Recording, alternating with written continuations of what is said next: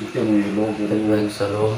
Di sini saya akan menjelaskan tentang investasi jangka pendek. Investasi jangka pendek adalah pada zaman dulu investasi umumnya hanya dilakukan oleh orang-orang yang berada di kalangan menengah ke atas, namun dengan seiring perkembangan zaman, kini bahkan mahasiswa, pekerja lepas, hingga ibu rumah tangga pun bisa berinvestasi dengan mudah. Investasi secara harfiah berarti menanamkan dana dengan mengharapkan imbalan di kemudian hari. Sementara orang yang melakukan investasi disebut dengan investor. Di sini ada 3 jenis investasi sesuai dengan masanya, yakni investasi jangka panjang, investasi jangka pendek, dan investasi jangka menengah.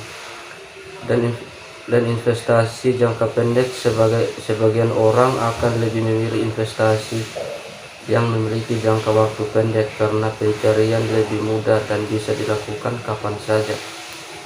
Karena memang pengertian investasi jangka pendek adalah jenis investasi yang memiliki pencarian yang lebih fleksibel, rata-rata orang yang menjalani investasi jangka pendek akan mencairkan dananya dalam kurun waktu 3-12 bulan,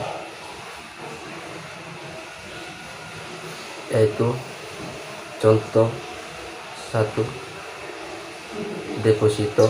Mungkin kamu sudah sering mendengar deposito dan memiliki sertifikat. Deposito adalah salah satu instrumen investasi berjangka pendek. Saat kamu menginvestasikan uang dalam bentuk deposito, kamu setuju untuk tidak mengambil atau menarik uang tersebut dalam jangka waktu tertentu dengan keuntungan atau imbalan yang lebih tinggi. Deposito termasuk investasi yang aman dan memiliki imbalan wajar dalam jangka yang pendek. Kamu juga bebas mengatur berapa lama durasi uang yang kamu depositokan. 2. Obligasi negara retail ori. Obligasi negara retail ori atau lebih mudahnya berbentuk surat utang yang diterbitkan oleh penerimaan, sehingga sudah dijamin resikonya sangat rendah. Walaupun begitu, minimal dana untuk berinvestasi di ori masih cukup besar, biasanya minimal Rp 3 juta dan memiliki jangka waktu 3 tahun. Contoh yang ketiga, oleh penerimaan, sehingga sudah dijamin resikonya sangat rendah. Walaupun begitu, minimal dana untuk berinvestasi di ori masih cukup besar, biasanya minimal Rp 3 juta dan memiliki jangka waktu 3 tahun. Contoh yang ketiga, reksadana pasar uang. Ada 2 jenis reksadana yang cocok digunakan sebagai instrumen investasi berjangka pendek, yakni reksadana pasar uang dan reksadana pendapatan tetap (NASEK).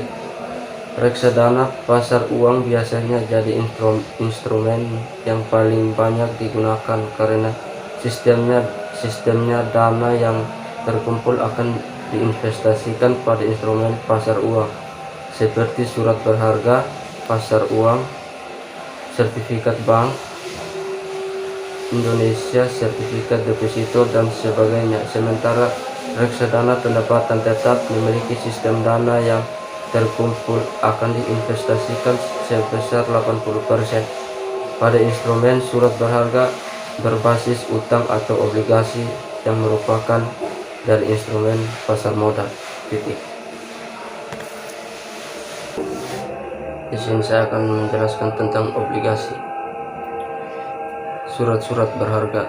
Bunga berjalan ini tidak termasuk dalam harga perolehan obligasi, tetapi catat tersendiri ada 2 rekening yang dapat didebit untuk mencatat pembayaran bunga berjalan, yaitu 1. Rekening pendapatan bunga, 2. Rekening piutang pendapatan bunga.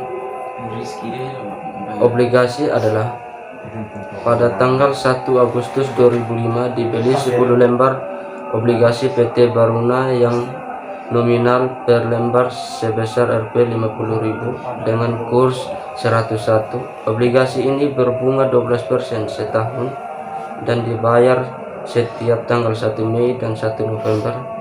Pada saat pembelian dibayar provisi dan melerai sebesar